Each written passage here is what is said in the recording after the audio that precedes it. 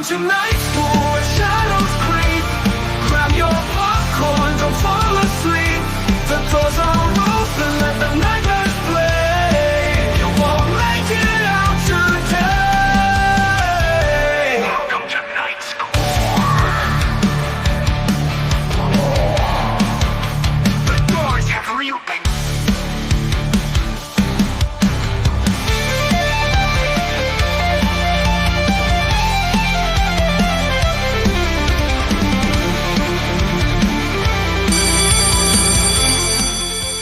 All right. Hello, everyone. Hello. It's none other than your favorite movie therapist and the movie guy, baby, Tommy James. And you already know who I'm here with, okay? Do I have to give you an introduction? Of course, I gotta give you an introduction. I answer my own fucking question. I'm talking to the cigarette-smoking man himself, Big Money N.A., the Grand Wizard of Horror. What's up, guy? Hey, everybody. Here's the overachievers. Really, because we are doing extra credit upon extra credit upon extra credit upon extra credit. Why? Because we just love horror, and we're just a great student of horror. We're just going to watch everything, and we're going to analyze everything, and we're going to pick it apart for you, the audience at home, that you're going to hear us talk and sometimes rant and sometimes praise. Yes. Some of these things, particularly what we are reviewing right now, and because you clicked on the episode, Alien Earth, Episode 3, Metamorphosis. Episode 3. So here's the good thing. We're not going to have to give our background on how much we love Alien so much because we did that in the first episode. So we're getting right into it, all right? Yes. We watched it. I watched it today, literally just an hour before we recorded, so it's fresh in the brain, and I'm ready to rock and roll. But one thing, Big Money, one thing we have to discuss is they killed Ashley. They did, and I'm going like, Ashley, no! Why did they kill Ashley? She was just a great girl, and she loved smiling to people. Loved to smile. She loved to smile. And, I got to admit, she was picking a fight with somebody she did not know could actually whoop her ass. Sure. And, and Ashley got a little bit tongue-tied, too, I have to say. Yeah. Yes, indeed. Tongue-tied, which is funny because, I didn't think we were going to see a xenomorph kill as early as we have.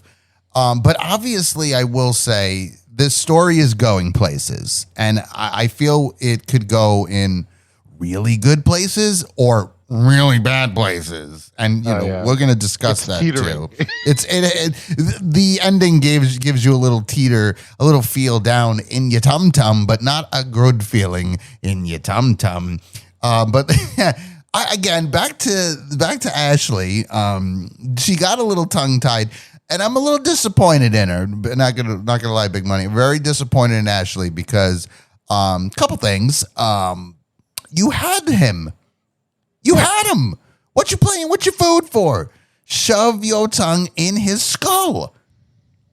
Yeah, and okay, so we talked about this in the previous episode. If you haven't, listen to it because you will understand what is our frustration here. Ashley stopped a facehugger from joining with with Hermit, and all of a sudden she's putting him in the stasis like they would. But what's that for? For the facehugger. Correct. Which makes sense in Alien 1 because there are no more eggs, so the aliens go like, well, I got to save them for later. I got to be smart about this because I got to have some nice incubation space for my brothers and sisters, or mostly sisters. Of course, absolutely. But what's the point in putting him in that weird place to trap her? Because he said it's a trap. He did say that. Great. He did say it was a trap. But why did he know that she was a threat? Like he does. Ashley doesn't know she. Wendy's a threat. No, absolutely not. It's more along the lines of just putting Hermit there for, okay, so we're going to put him there because eventually we're going to feed him some facehuggers. Why didn't you wait until that happened then? Yeah.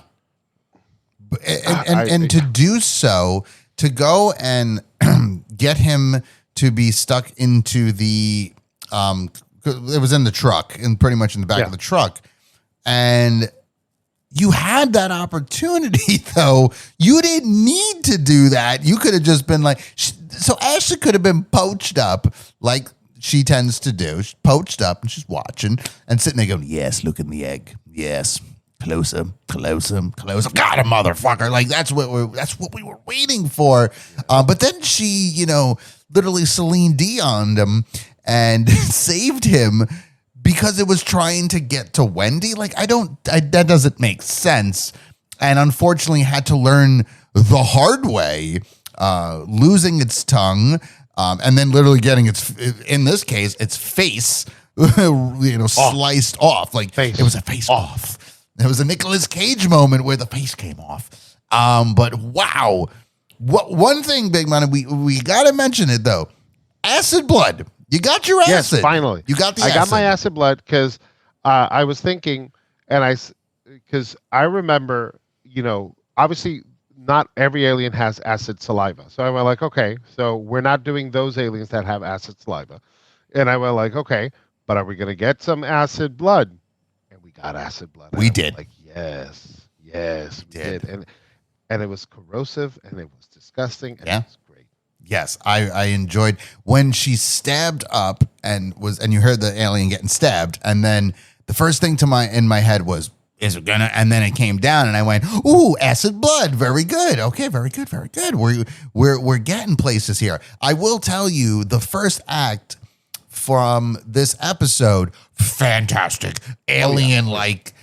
I was invested. I was ready to go. Big Money, your reactions. First off, before we actually go into like a little bit more of the breakdown, your feelings on this episode. How did you feel starting it, and how did you feel when it ended? Starting it, I was going like, okay, I know the pace that we got in episode 1 and 2. So I'm used to it now. And I was like, fine, it's going to be an uneven pace. So I accepted it for what it was. So having accepted it, that I went like, oh, this is enjoyable because now we're getting into some of the alien action and things like that. It's not going to embrace the suspense as much. It's going to embrace a little bit more of the action part. Cool. And then, Ashley dies. I was like, okay, so we're going somewhere. So the other eggs are going to be the thing. By the end, I got really concerned. I'll tell, when we get there, I'll say what it reminded me of, and it's not a good reminder. Mm-hmm. It gave you that bad feeling in your tum-tum. I understand 1,000%. And honestly, I'm on the same train as you. I may be a couple of cars back. I see where you're going. So I do get that. And I'm like, when you said it too, because at the ending I was like, what? Wait, what's going on? And then when you brought up what you will eventually actually get to, I went, oh. And then I started going, oh yeah, wait a minute. Oh shit. You might be right. And I don't know if I like that. But the beginning of it. It's related to the title. I'm sorry. It's related to the title. And it's an homage to something. When we get to the end, I'll tell you what it is, and you'll be like, "Oh fuck no!" Yes, yes, I agree. And that's what's crazy because with the beginning of this, I mean, we go okay. It's riveting. It's riveting. It's there. Like we are here. We are moving. You don't really need no character development at this point. It's just time to get moving. We know the Xenomorph is there. We know these other creatures are around, which I will say, they still leave me in that sense of, I don't know these creatures and I still don't care about them, but something's coming. Something's going to happen. And I will say, they did a very good job at setting some of these things up. With what's it, Nibs? The girl Nibs, which she's constantly with the eye and she's touching her eye and stuff. And it makes you think, you're like, is she is trying to think what would happen if the thing goes into her eye? Maybe. I don't know, but I'd like to find out. Now we have the other girl that was talking to Peter Pan. Technically, he's Peter. Boy Cavalier, yeah. Yes, the prodigy. Talking about, and I got to tell you, I really like that exchange. I want to know, how did you feel about that exchange, Eddie? Like with them talking and with her asking, "Am I your favorite?" And then at that point, "Am I your favorite now?" Interesting. I think at that moment, even though she has a different name from the character, because this is all Peter Pan. Like, it's all Peter Pan. All Peter Pan. Like Morrow is Captain Hook, and then the alien is the crocodile. It's all Peter Pan. So, but this not synth, hybrid, because they're hybrids. They are hybrids, yes. This hybrid girl who's talking with Boy Cavalier, I forget her name right now, but she's starting to move away from her Lost Boy character, and she's turning into Tinkerbell. She's looking for the affection of Peter. Of Peter. We're against Wendy. Why is Wendy your favorite? Tink is, a petty yes, bitch. she is jealous of Wendy. Yeah. So I'm seeing that development. So it's actually pretty solid. I like the exchange as well. I think it how can I put it? It actually makes sense. It's because Boy Cavalier could have been just like an asshole. Yeah. And that scene made him not an asshole. No. Like he went like you actually go like, oh, it makes sense. Oh, you actually like people. Because he went like, the reason why a prodigy is a prodigy is not just because they know a lot of shit. It's because they're kids and they have that kid imagination. Mm-hmm. That's why I wanted our hybrids to be kids, because I wanted that potential with that imagination. And I went like, makes a lot of sense. Somehow makes a lot of sense. Makes a lot of sense. And it makes a lot of sense. And he stopped being an asshole for a moment. Yeah. And you know what? One thing that I really loved about that exchange is what you just said. Because that moment, those words really showed Peter Pan, and I kind of like, it's so interesting. And we were shitting on it last time with the whole Disney concept of, they own Alien and look at Peter Pan, but they're doing this in a really intelligent way, a really slick way where, you know what, just like you said with the Tinkerbell thing, I didn't think about that. But now when you put it out there, and I hope the listeners also are feeling this way, maybe you just cracked that windshield, maybe you broke the glass. That makes perfect fucking sense. Yeah. That's Tinkerbell, Morrow, Captain Hook, and Timothy Olyphant is Mr. Darling. Yep. He's Mr. Darling. And the Indian boy could now eventually be Mr. Smee. Yeah.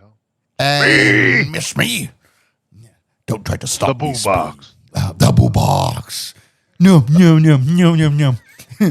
Still the best fucking Peter Pan movie ever fucking made. I love it. Don't try to stop me, Smee. Don't you dare try to stop me, Smee. Smee. Stop me, I'm committing suicide. Smee, try to stop me, Smee. I want to die. Oh no, Sam, no. I'm sorry, Bob Hoskins freaking everyone in that movie fucking killed it. Like, I love that movie so much. But that exchange right there, it made so much sense. It fits with the whole Peter Pan thing where, with the kids, they're the Lost Boys. He is indeed Peter, but he's not the good Peter in that sense. But he does care. That's what it kind of showed, is that he actually kind of, I don't want to say he cares fully, but I want to say like he kind of gives a shit, where it's just like, you are my children in a weird sense, but that's how Peter kind of looked at them. But he also looked at them as friends, play. Yeah. Because he says that to her. He mentions that, like, afterwards, we'll play. And I'm like, that's really good. This is really good writing right now. Like, phenomenal job with this right now in episode 3. I really, really love this setup. I love that we're separating a character in that Tinkerbell kind of situation, because what do you think is going to probably happen? She's going to become the right-hand man to him. Yep. It's going to happen. And you see, there's other biblical allusions too. You know, it's like he's always with an apple, so you know the forbidden fruit of knowledge and things like that. It's there. Like, Yes. Again, the Prometheus side of this movie, because going back to what we said, if you missed the first episode and you just want to keep listening to this, the basic premise of how we broke down Alien Earth is that it is trying to be both Alien in its suspense, Aliens in its action, and Prometheus in its philosophical brouhaha, right? And because it's trying to be all three, it's not succeeding in doing all three. But I would say that the Prometheus side of it is great so far. It's working. It's working really well because, you know, and that to me, when you name those three genres of Alien, to me, that's the one I would rather stay away from because I wasn't the biggest fan of Prometheus. I think, like you even said, I think Prometheus is a very good movie. It is not a good Alien movie. They should have never really kind of put it in there. And then obviously you got Covenant, which has made things even worse. But what they're doing right now, that is the strong side. They're nailing this with the Prometheus side, but the Alien side's coming. You see it's coming. And then you see the Aliens side, it's coming. So I will say I am very excited to see what comes next. I'm pumped for Tuesday for the next episode. Yeah. I would say, and when Timothy Olyphant, so I enjoyed like when they come in to Neverland and when they have all the aliens ship in and you see Boy Cavalier, just would be like, ooh, new toys, Toys, friends. So, and as they're all in, and you know, Timothy Olyphant's character is one of my favorites in this show, along with Marrow. They're phenomenal, and what he's doing in the show, and you see, it's smart. Like I enjoy when horror anticipates your thoughts and the cliches of the genre and avoids it so it can be done later. When I explain what I mean, the face hugger. Mm-hmm. Now, the previous times I think it was done poorly because it makes no sense why the face huggers didn't latch on when they did for certain moments.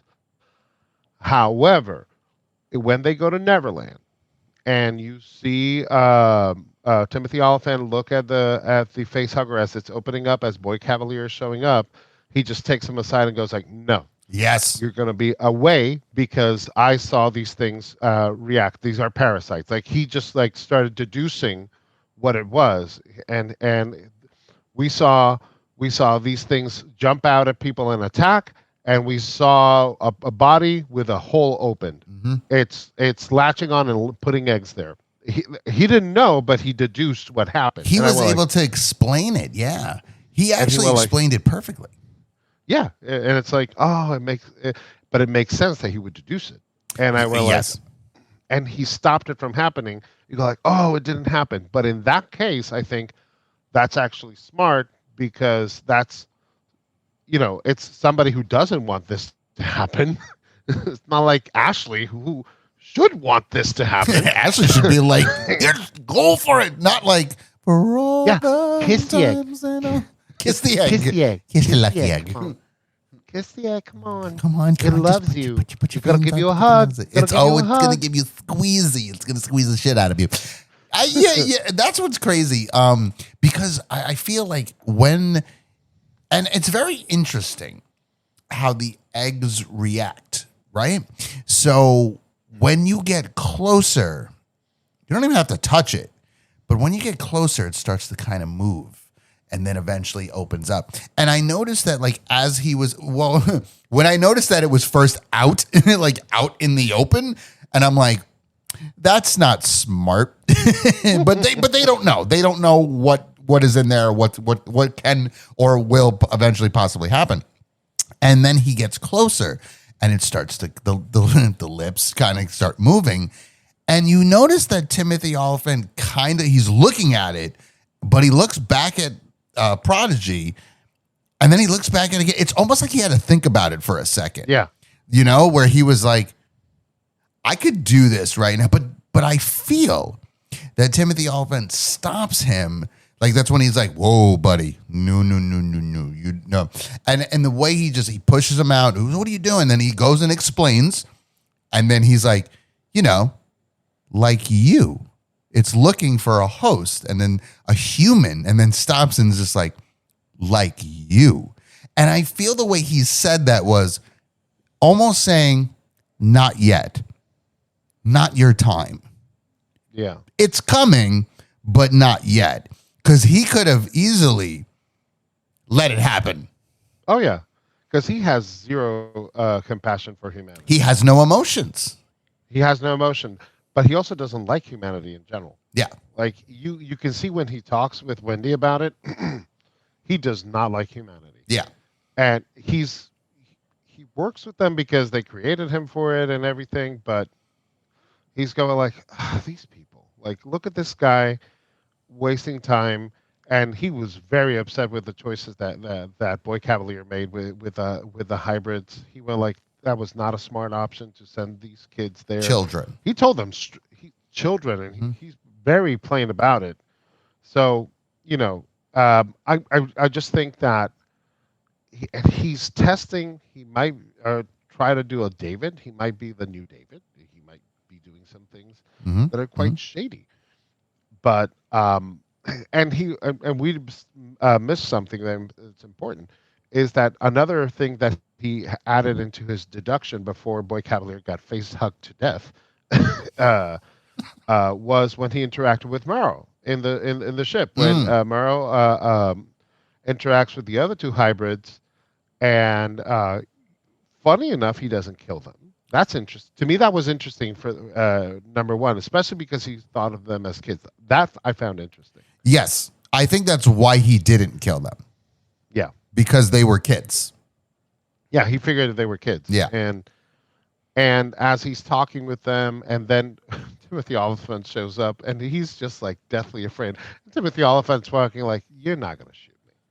And if you are, you better shoot right, because I'm going to murder you. Yeah. He was walking with such a swagger. So swagged. He was justified. Yeah. I did it. No, he really was, though. I mean, I got to tell you, like, from the first two episodes, obviously being excited that Timothy Olyphant is involved in this, we spoke about it on the last episode where it was, you're like, he's fine. He's given like Doc Brown vibes, but like very like kind of meh, kind of boring. I will take that back. Though he had the Doc Brown, he put the goggles on, so he was still doing a little Doc Brown in him. Buddy! Holy fuck, man. Timothy Olyphant, I've been saying for a while, he's a phenomenal fucking actor. Yeah, and he, you know what, before I even say it, I'll ask you, Big Money, who was your favorite character in this episode? Who was your favorite? In this episode? In this episode. I'm torn, but I'm going to say Timothy Olyphant. I'm going to agree with you. I'm going to say it's Timothy Olyphant. I think there's more to come with him. And I feel it is because of that situation with the Prodigy of just how he didn't stop him right away. No. You know, he waited, he watched it move, but he didn't go, whoa, buddy, but ooh, you don't want to do that. He waited and then it started to open. Then he was like, hold on, homie. Because it's almost in that sense of, I still want to study this before we get there. Oh, don't worry, we'll get there. And I do feel that our buddy, Peter, the Prodigy, he's getting face hugged. Yeah. I think he's going to get face hugged. And I think Timothy Olyphant's going to be there the whole fucking time because he has that concept of wanting to learn. What is this? What is that? So I feel that he's going to utilize these creatures that they have to kill people. Yeah. He's the true bad guy. Yeah. I feel that if we talk about the true villain of this show, I can't say series because I don't know if there's going to be a number 2 or if he even makes it towards at least if there is a number 2. But I feel the villain of this is Timothy Olyphant. Yeah. I don't think it's Morrow. Yeah, because it would be too obvious, right? Right. And, Red herring.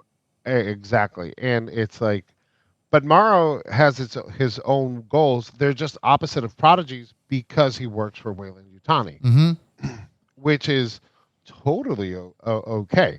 Now, I was talking with a few friends about this because my friend, one of my friends watched the show, and we were just talking about the xenomorph themselves, right? Because David kind of made them, but actually he didn't make them because I was talking about if you actually just watch Prometheus, they're already there in the graphs The on the temple. The little hieroglyphs on the temple. Yeah. So they're already around. Did David just bring them back?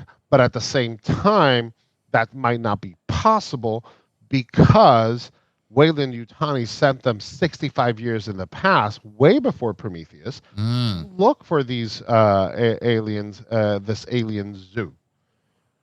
So they were around, maybe, but then again, if you take AVP, they were around from prehistory. Yes, technically. And we were talking about a comic that actually ties in Prometheus and AVP, in which the predators, the Joutja, that's their actual species name, contacted the engineers so they would give them the material to create xenomorphs so they could hunt.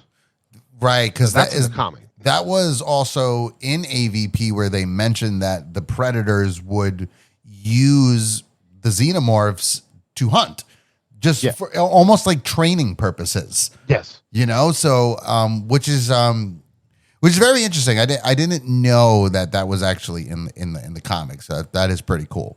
And the reason why I mention it, and the only reason I do this little side tangent of lore, is because Morrow was sent 65 years in the past. Like, not in the past, like not in the time machine way, like 65 years before the show starts.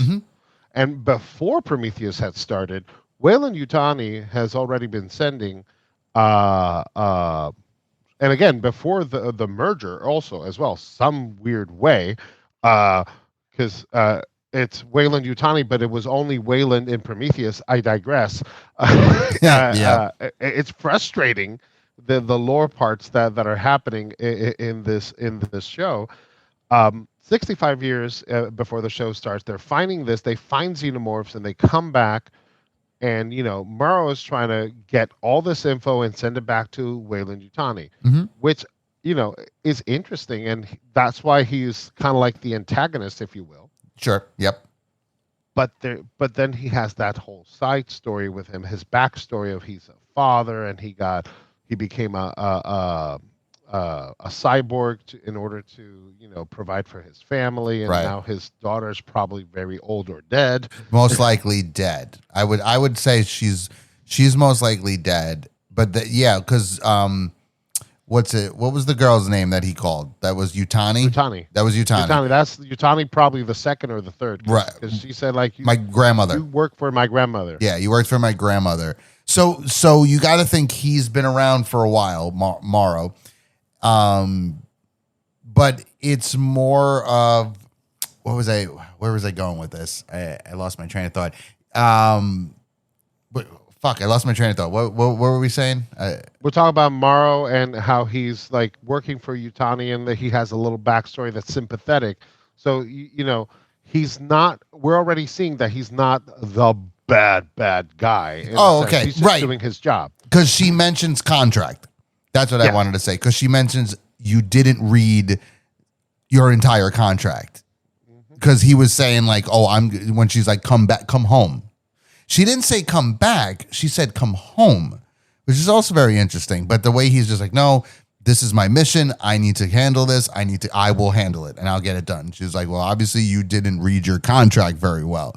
So yeah. And when he's talking to the Indian kid, and you can see like he's getting that sympatheticness where, he mentions his daughter and she likes raisins and all this like weird, like, but he's trying, because he's talking to a kid. He knows he's talking to a kid. So he's like, I'm going to put it on a different level because he has to make this kid trust him in the long run. He's not trying to be friends with this kid. He's trying to get what he needs. In order to do so, he needs to be friends with the kid. I did like that he had like the little thing and he stuck it on the kid's neck and it goes into him. Pretty dope. And I actually really like the kids' exchange to it. The one thing I will say, again, when it came to the Shazam family, as I still like to call them, the Shazam family, I said that it's going to be, I didn't care about them. Now I'm starting to care a little bit. A little bit, because you're starting to show me some shit that I need to know. The Tinkerbell thing, I would say the Indian kid could be somebody like a Tootles or maybe a Rufio kind of type of thing. I know Rufio's not really in, Peter Pan. That's more Hook, but Tootles is. So it's very interesting. Very interesting to see where we're going to go with this, because there's something here. Yeah. What did you feel about Wendy in this specific episode? She's a major character. We know she's a major character. Would I say that I loved her in episode 1 and 2? No. Did I enjoy her in this episode? No. I enjoyed her in the first 2 for what it was, but in this one, I feel like. Okay, so when she beats, like, I totally get where they're coming from, where a hybrid could beat an alien. Like, it is possible. They're it's not a human. It's a robot. Yeah. And so it's fine. I didn't mind that. I was fine. I didn't understand why she was knocked out unconscious, even though she had a little splurt in her head. That's where the mystery comes in, and this is where my problem with the show starts showing up. And I'll talk about the title of the episode. Yeah, go for it. Metamorphosis is a reference to Frank Kafka. Now, Frank Kafka is like this 19th century, early 20th century. I really forget if it's late 19th or 20th. Doesn't matter. The point is, he wrote this book called Metamorphosis. And in Metamorphosis, the author of the book is turned into a cockroach. Slowly but surely, and he experiences the transformation of the cockroach as transforming into a cockroach. Pretty gross. It's a really interesting novel. It's considered the beginning of, like very modern, like very psychological literature that we have today. It's like the beginning of all of modern literature. Oh. So it's a reference to that. Mind you now that after Wendy is hit with the little thing in her head, she's unconscious for a long time throughout the episode. Most of the episode, she's knocked out after she whoops Ashley's ass. Yeah. She whoops it badly because like Ashley's just demolished. Because like she gets like dragged in, and the brother's like, no, my God, and like we're sitting there going like, she gonna fuck her up, not Ashley. Yep. Ashley gonna get fucked up. Like you's in trouble. Yeah. But the problem was then she fainted, and then they put her into the whole thing, to re-energize, bring the battery back, bring the consciousness back, whatever. And then all of a sudden, she wakes up and she starts hearing, because Timothy Olyphant started experimenting with facehuggers and the little tiny itty bitty bitty xenomorph babies. The will parasite. Yeah, they're there. We see the baby. We see an actual baby. We do. There's a little baby. They're gonna sell toys. This little baby, and they are adorable. They're angry. Yes, they're not friendly. They're not friendly. You see just this little tadpole going like. You hear it too. You're like, oh, he's so mean. He's so mean. He want to destroy. He do want. They put him in a little water cup, and he goes, "I eat water. I hate the water."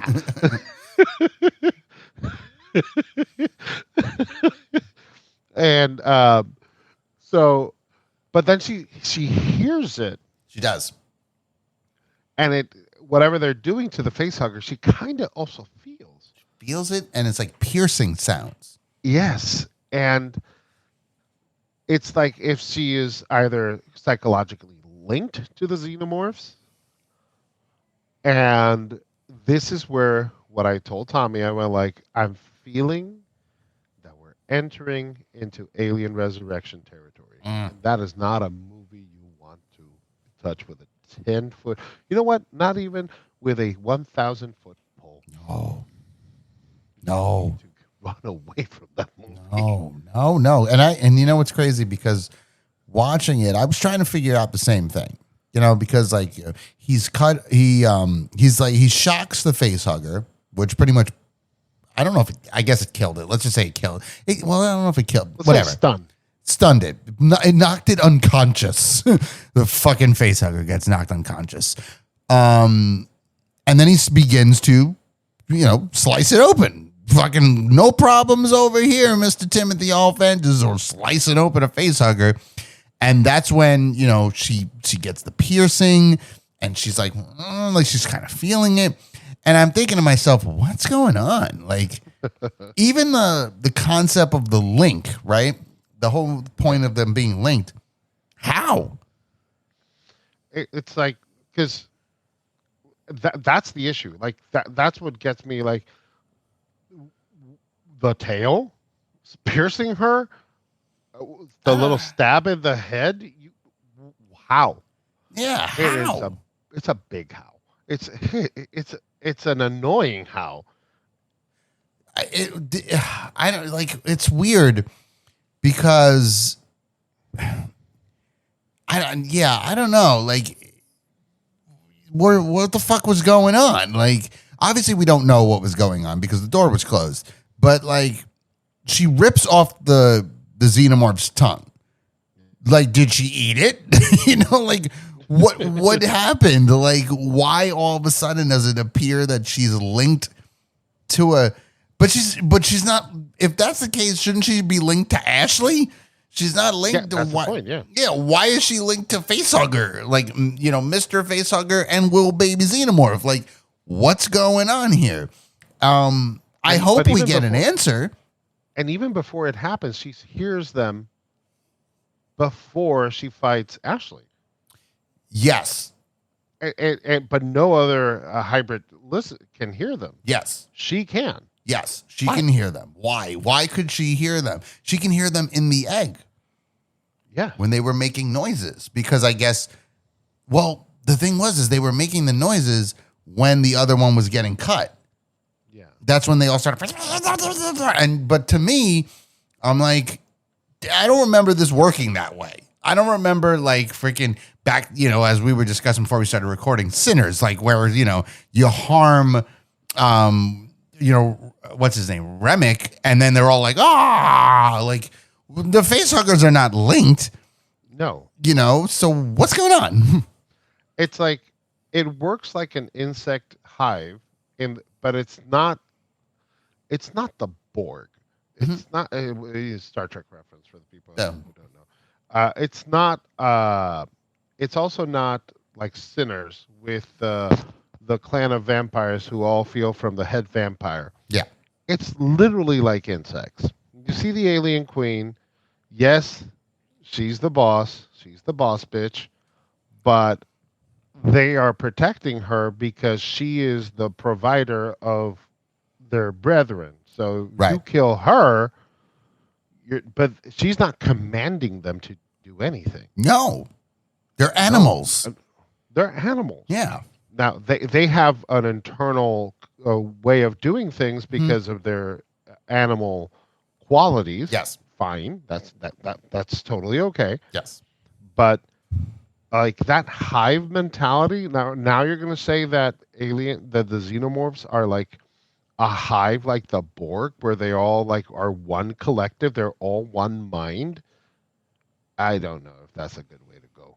I don't think so either. I feel if that's the route that they take. We don't know. We'll, obviously we'll find out as we move along. But I hope that's not the case. And if she's some reason linked to them all now, you better give me a good explanation. It better not just be like, yeah, they fucked. They were fucking. They weren't fighting. They were fucking. And then she got mad and chopped his head off. Well, we call it Ashley. Mantis. She was. Yes. She was like a praying mantis and just chopped its head off. Here's the only way I think about it right now that could work is that they're a hive mind in the sense that they communicate with each other in a very particular frequency, that they send each other messages, and somehow she is synchronized or she basically synced into their frequency. And that's the only way I can stomach this without turning into like she's turning into one of them. And because that would be weird. That's interesting. Because is it possible also that, you know, she was the first, obviously she's Wendy. Is it possible that her being the first, maybe she is stronger, more powerful. Maybe she is able to feel. I can see the hearing. I just don't know about the feeling part. Like, you know what I mean? Like, I could see like her. She's getting the pierce because she passes out again. Yeah. You know, but it's like, are you passing out from the fucking sound, or are you passing out from pain? Like, but technically you're a hybrid. You're not supposed to feel pain. Yeah. Or do they feel pain? That they shouldn't feel pain. Because that's another thing also. It's like, okay, you're not supposed to feel pain, but Wendy's the first. Is she identical to the rest? Apparently she is.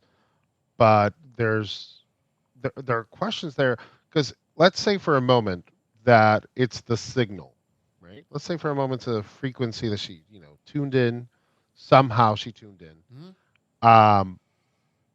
If it's tuned in, I could see how she would think she would have pain, because if they're sending to each other frequency of pain, like I'm in pain, like when roaches die, that it's or when a rat dies, it sends like an inaudible for us at least, like screech or message, so other people other of the colony or horde don't fall for the same trap that they did. Right.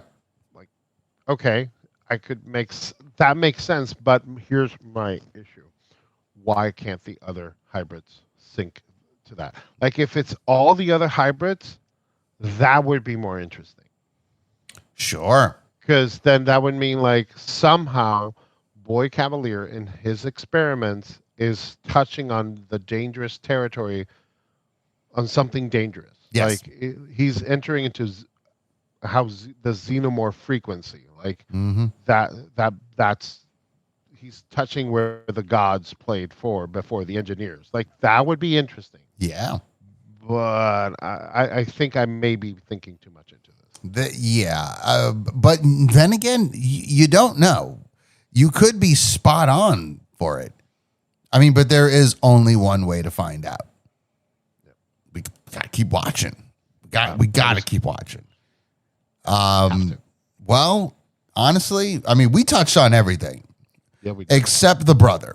And unfortunately, he, like we mentioned, he gets kidnapped, technically, but saved by the xenomorph, which I'm not going to lie. I thought when they were in the back of the truck, I thought the xenomorph was going to go and start driving the truck.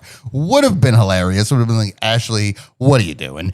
Why are you driving trucks now? Like, you couldn't imagine her just driving the truck and then stopping next to somebody.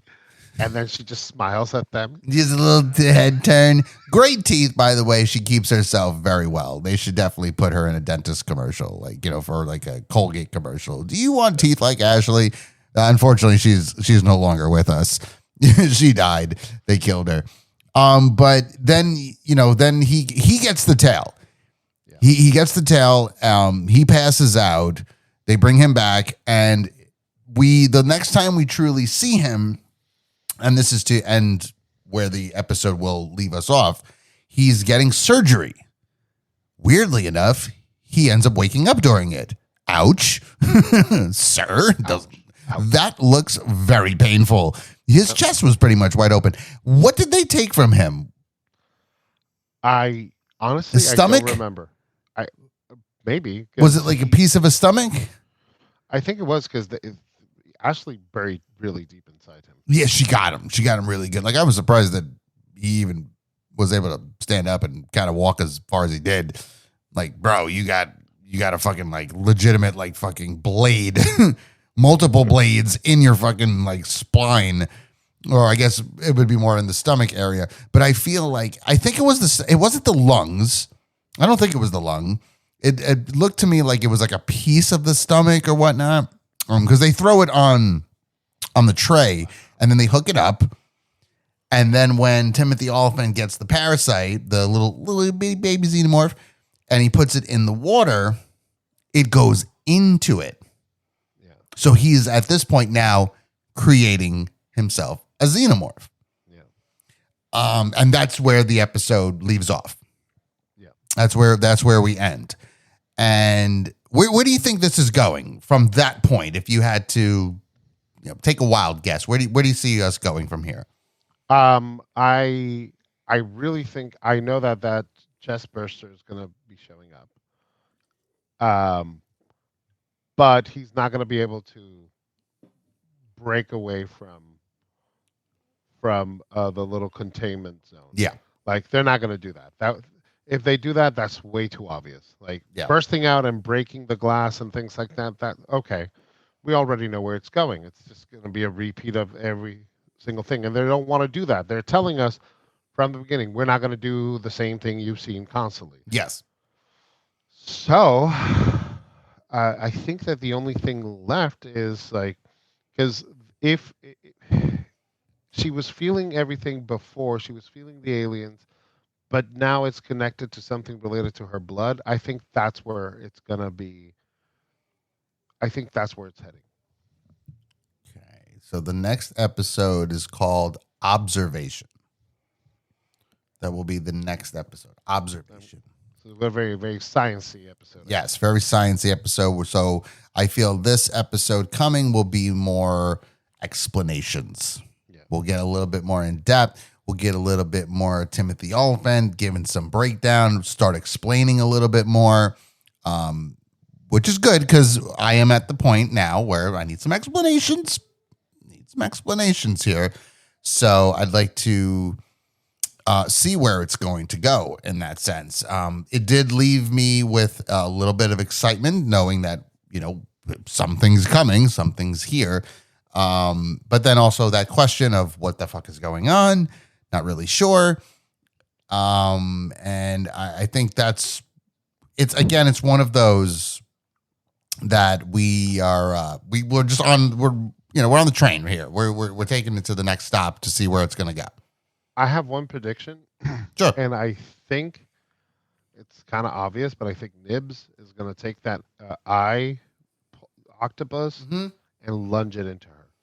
I think so too. Because I think it's her way of saying fuck you to Prodigy and find her release. But as she's doing that, I think that's what's going to cause the other escape ones. of everything. Yeah, we're getting there for sure. Yeah, but I think that's how they escape. Yeah, that's actually not bad because I feel, and I agree that does make sense. They are showing that moment where she does ask, like, when am I going home? And they're like, "You're not. You ain't going home." And the touch of the eye, So I think that's where that's going to lead to too. The eye goes in her, and then she will let out the rest of the thing. The eye, as we mentioned in the last episode, probably was able to take over the fucking brain, kind of like a mind control kind of thing. And she's just going to let everybody out. Everyone's coming out to play. And then it's going to just be a fucking carnage of death. And that's where we get Aliens, where just a bunch of carnage. Here's one question before we say our goodbyes. Can the facehugger impregnate them? These hybrids, can they?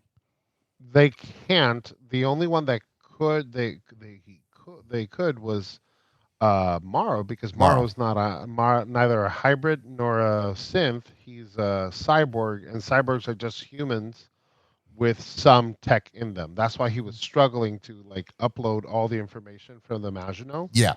He was going like, "Oh my god, this is killing me," because literally it's probably killing him having all that information in his brain. Right.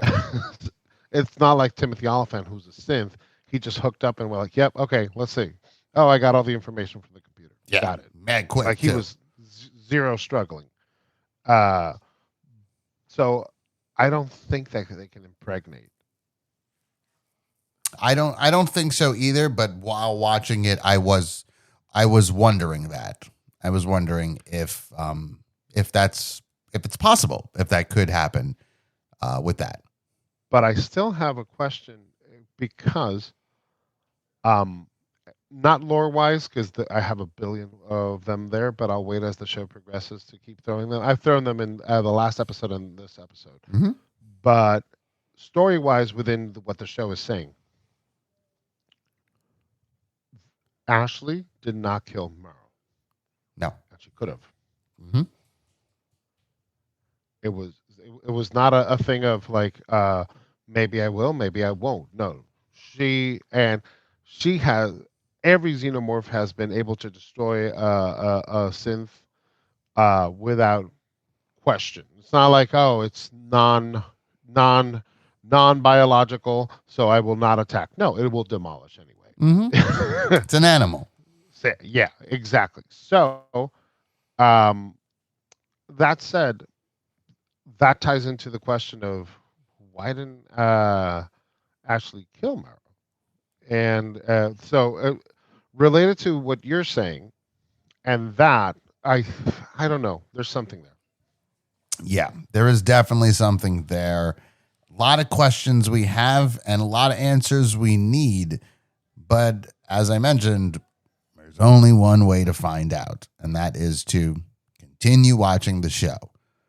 And on that note, next week, me and Cigarette Smoking Man will be back for episode 4, where hopefully we get some answers. Hopefully we get a facehugger. I'm waiting for one. I need one in my life, and I hate those damn things, but I truly need one in my life.